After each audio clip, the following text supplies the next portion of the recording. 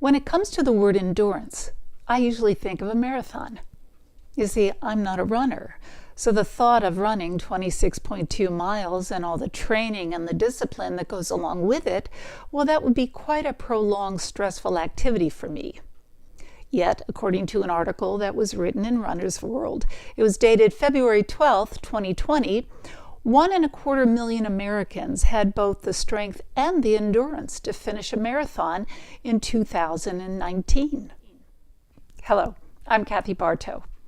Endurance is a word we use when we're doing something difficult for a long time, when we're dealing with pain or suffering, when we're withstanding any type of adversity. In Romans chapter 5, verses 3 and 4, we read, "We rejoice in our sufferings, knowing that suffering produces endurance, endurance produces character, and character produces hope." Let's talk about the suffering and endurance of God's faithful servant Job. He lived about 4,000 years ago, had 10 wonderful children, and was a very wealthy man. Now Satan, believing that Job was a faithful servant because of his wealth and good health, and not for any other reason, challenged God, saying that if his possessions and health were taken away, Job would curse God. Well, God, knowing his servant Job very well, allowed the following 2 tests to take place. The only demand that God made was that Satan could not kill Job. In the first test, Satan killed all of Job's 10 children and destroyed all of his material and animal possessions.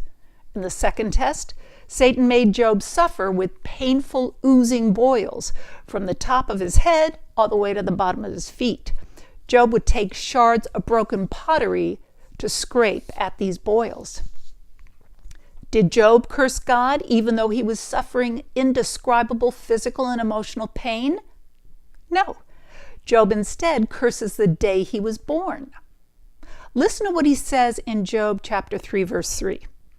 "May the day I was born be wiped out. May the night be wiped away when people said, 'A boy is born.'"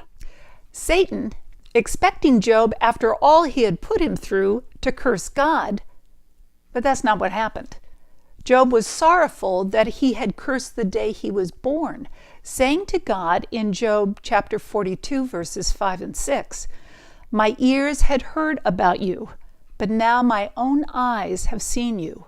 So I hate myself. I'm really sorry for what I said about you. That's why I'm sitting in dust and ashes." God had reminded Job that he wasn't around when he created the heavens and the earth. Job took no part in these miraculous accomplishments. God's way is not our way. He sees the whole picture.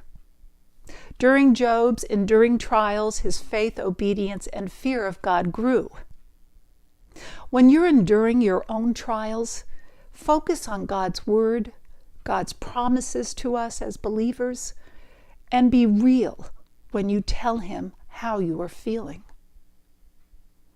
Till next week, peace be with you.